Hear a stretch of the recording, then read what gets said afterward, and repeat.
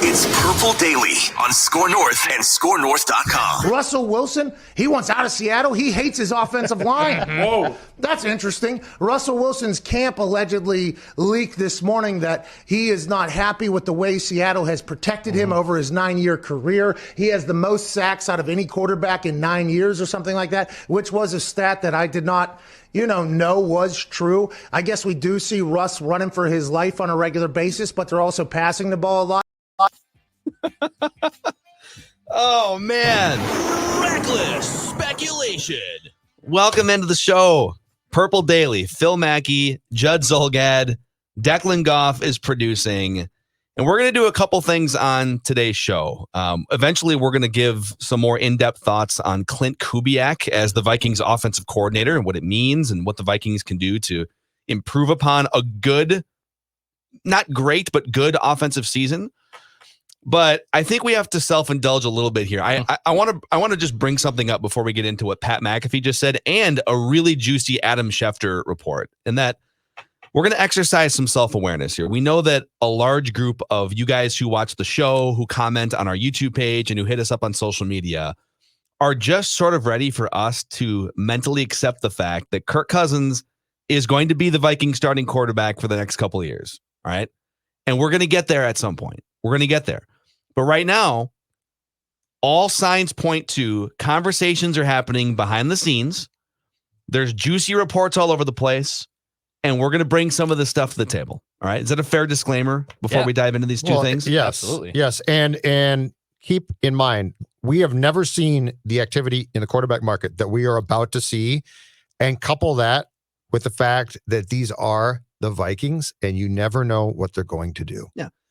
That's what's fair. And we just need to get some of this out of our system too, quite frankly. Like we need to, if the Vikings aren't going to exhaust all options, then we're certainly going to do the work for them on this show. And they might be exhausting more options than we think. That's my point. They might. And at some point it will just become a straight up reality that, all right, this is the circumstance going forward and you have to make it work as best as you can. And we'll get there. But Reckless speculation. What Pat McAfee was referring to, and I'll put these both in one bin here and then get your thoughts, is Jason La Canfora from CBS Sports tweeted, "I'm hearing Russell Wilson's camp has grown increasingly frustrated by the Seahawks' inability to protect the 8-time Pro Bowler. He's been sacked 394 times in 9 seasons. This situation warrants serious monitoring."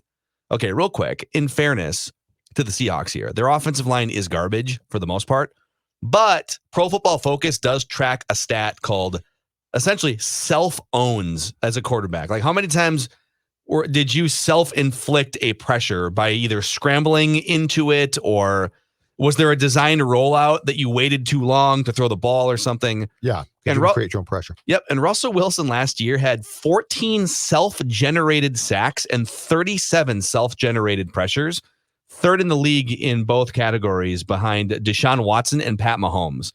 So the lesson here is if you're a mobile quarterback and you scramble and keep plays alive, sometimes those like, oh my God, he got sacked 40 times. Well, yeah, like a third of them were him keeping a play alive and getting hit or something. Yeah. And it was self-inflicted. Didn't throw the ball away or something like that. That makes sense. And then there's the Shefty report from over the weekend. A little Shefty bomb. Okay? Reckless speculation. That the Panthers offered the number 8 pick, another pick, like a third-round pick or something. Yep. And Teddy Bridgewater, who has 1 year of guaranteed money left at like $20 million, for Matthew Stafford. So they were willing to give up for Matthew Stafford, who is a Kirk Cousins-like quarterback, right? Some might say that Kirk's even better than Matt Stafford. That they were willing to offer their number 8 overall pick and stopgap Teddy to bring in Matthew Stafford. Okay, when you hear these two reports from insider titans like Jason La Canfora and Adam Schefter, does your brain go toward, oh, just stop connecting these to the Vikings? Or does it go to, if I'm Rick Spielman, I might look to get a left guard first, but like I might make the call on one of these two things. So dissecting both of those reports, actually the Stafford report about Carolina, I don't know if it was Shefty or whom, but right after the trade was made, that report came out that Carolina had said, take the 8th pick. We want Stafford. You take Teddy back. And Detroit said, no, we'll take the 2 first-round picks from the Rams. That one to me in the pantheon of what's going to unfold here during the course of the coming weeks in 2021 is very intriguing, very real. And I think Carolina saw enough from Teddy to probably say, if we can move on, we should. So that one to me is completely legit, interesting, and creates another possibility. The first one from Lock and Fora on Wilson is juicy. It's fun. It's interesting, but the phrase that is worth what? Keeping an eye on, monitoring to me means really nothing. So as far as juicy goes, serious monitor, but monitoring. they're not going to trade him. His contract is huge. It's fun, and Wilson's not wrong, but I don't see that leads to a change that's going to take place anytime soon. But working backwards, let's go with that Panthers one, and let's add that to the fact of I think in the quarterback carousel that's unfolding here, that one's very real, and that there is definitely a possibility that Carolina will make a major move to address their starting quarterback situation before we get to opening week 2021. So the question would be, and I'll preface the question by saying, Kirk Cousins has been really, really good since the bye week, or was really good since the bye week. I think, and I will diagram some of these things later in the episode, I think there are some things that Klint Kubiak can do to make him even better and to make the Vikings offense more efficient without overhauling the system, because he's gonna run his dad's system. I think there's ways to even improve upon what Kirk Cousins did last year. Mm-hmm.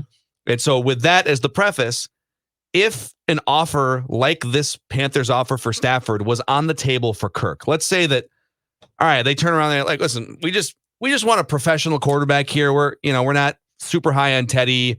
So it's not even really as much about Teddy. It's about the number 8 pick, right? You could get a top 10 freaking pick out of this. Absolutely. Whether you want to use that on a quarterback, you've got the 8 and the 14. Right. You're in. And you could draft a guard. You could draft an offensive or a defensive tackle. Like, there's a million things you can do, but then obviously Teddy would be your quarterback instead of Kirk, or you could use it to draft your quarterback of the future. You could use the ammo to trade up for the BYU kid, Zach Wilson, right?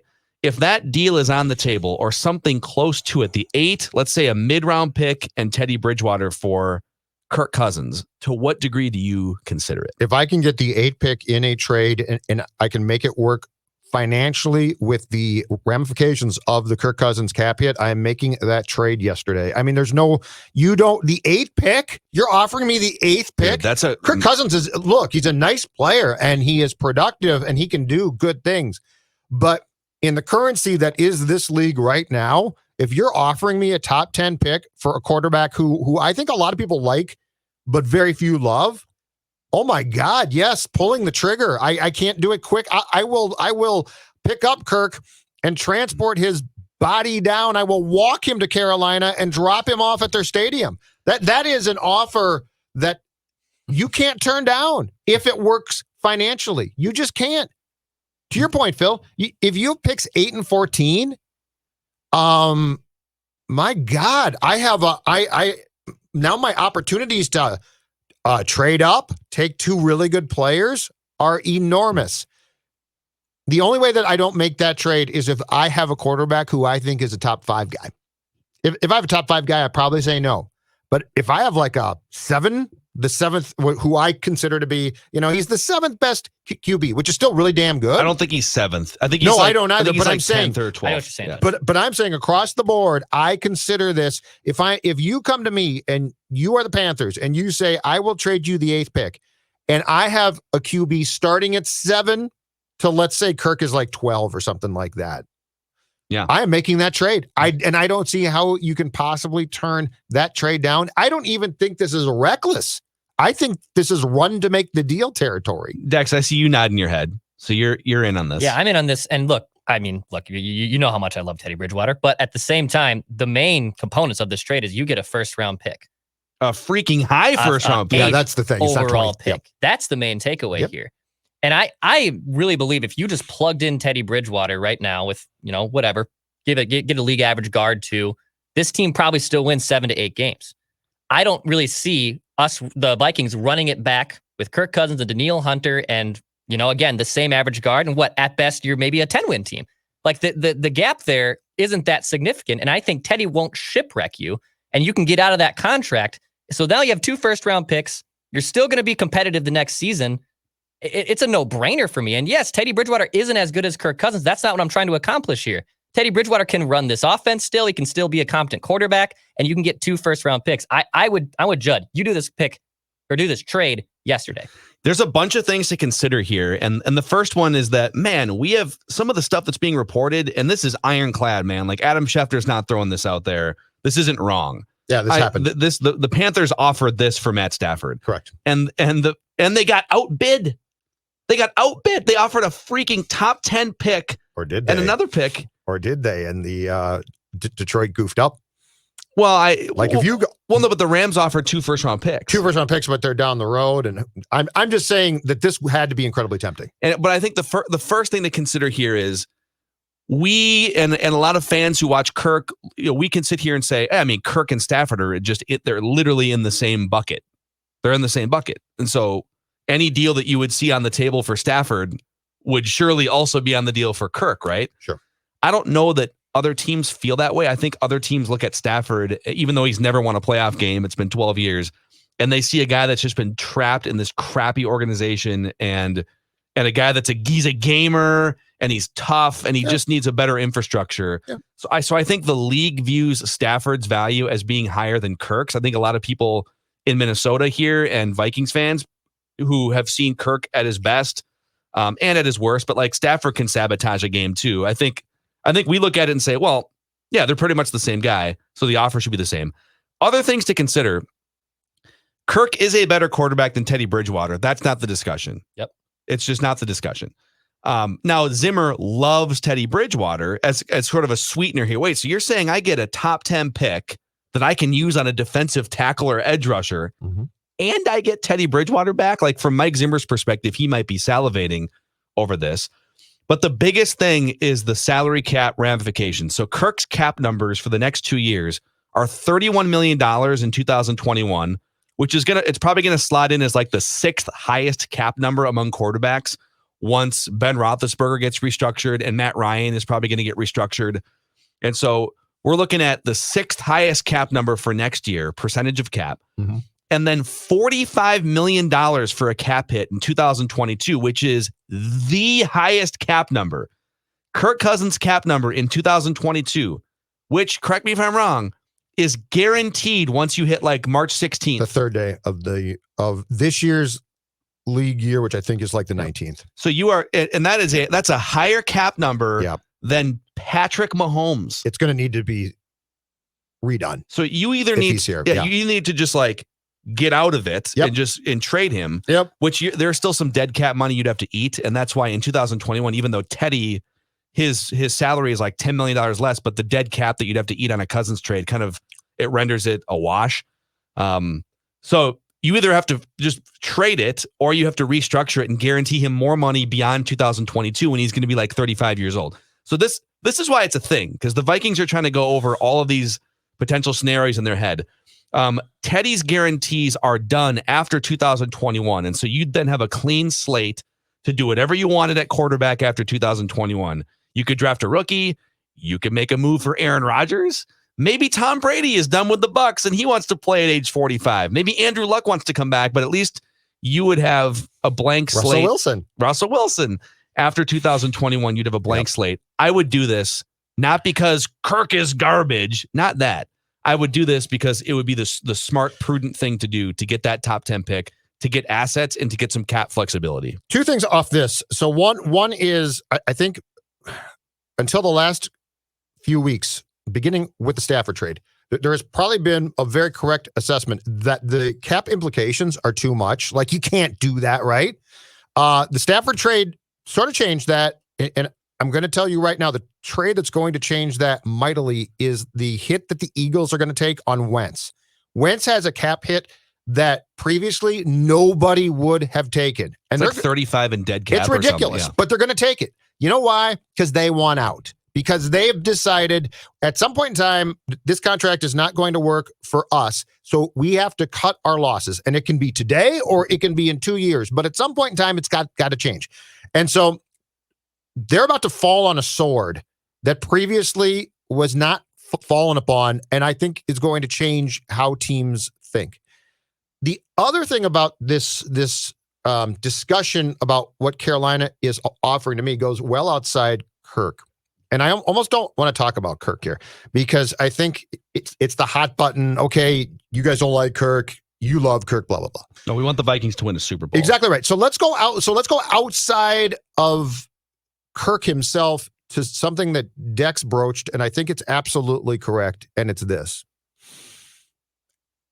Realizing what we do about the Vikings quarterback position and the importance of that spot, and also the fundamental philosophy of the head coach on how things are going to operate, okay? You are never going to really fully take the kid gloves off of your QB with Mike as your coach. He wants to run. He loves Dalvin. Like we have to. Teddy literally wore kid gloves. Yeah, he did. But I mean, figuratively and literally. But as long as Zim is in the Vikings employ, this is a conversation. This is a thing we have to accept. You might not like it, but you have to accept it. And Zim wakes up every day and gets out of bed and thinks, how can my defense win games?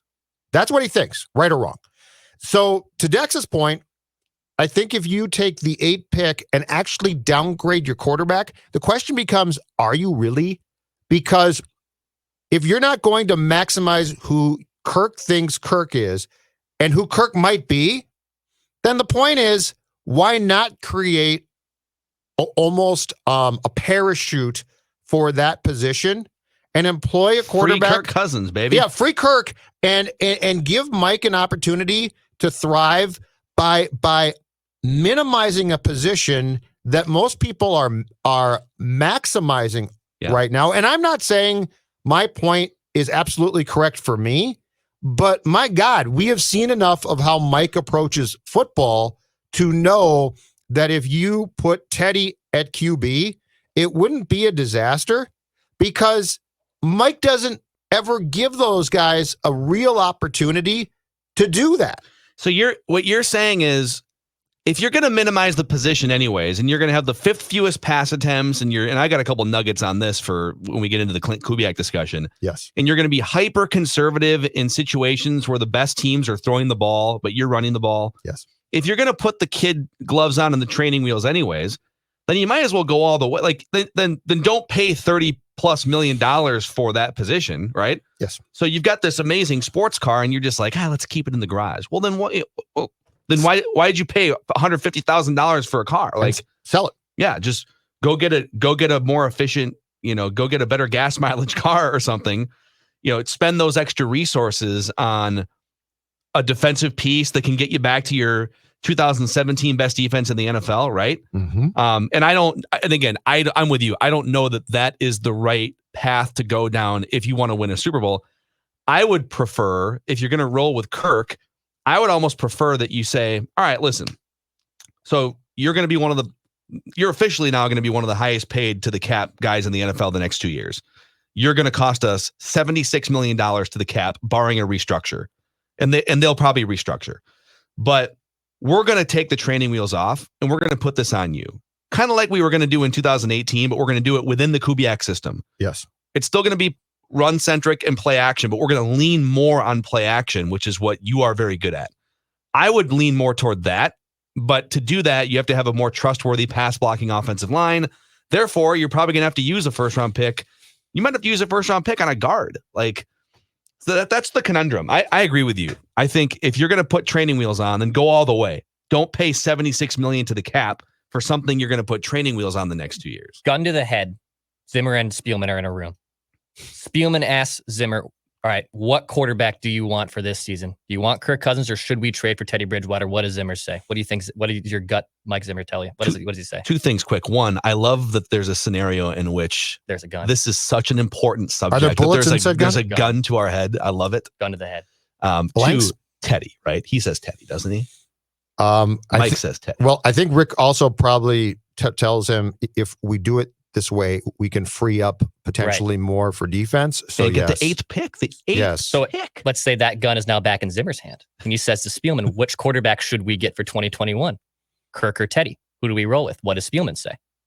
If you tell Rick it's going to bring you the 8th overall pick in the draft, I think he easily could say Teddy. Okay. Like if it was just a choice, he says Kirk. So if you're right, if both of the guys who are now we have multiple guns in this room, by the way, it's turned into a Wild Wild West shootout here. They've now walked 10 It's high paces, noon at TCO Performance Center. and they TCO. both agree that they would do this trade. Then either A, the same trade is not on the table because the Panthers don't value Kirk in the same way that they value Matt Stafford, or B, they just haven't made the call yet, right? Yeah. Yeah. Boy, it's so tempting, but I think teams value Stafford more than they value Kirk. It's the fourth quarter comebacks and all the First different overall things. pick. Yeah, I agree.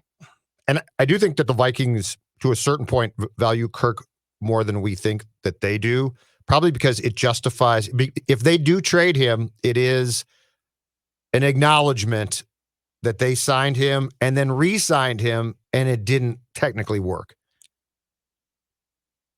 Yeah, that's fair. That's fair. Ego's involved here for sure. We're going to get to things that Gary Kubiak's son, Klint Kubiak, should implement going forward. I actually have a nerd stat of the week for you guys here in just a second, but a quick shout out to our friends at Federated Mutual Insurance Company. If you're a business owner out there, Federated has been helping business owners since the early 1900s, and they recently launched My Shield, the online client destination for risk management resources. As a business owner, how helpful would it be for you to have employee training at your fingertips, industry resources that can help your business reach another level of success? That's where Federated and My Shield come in. You can find out more information at federatedinsurance.com or download the app.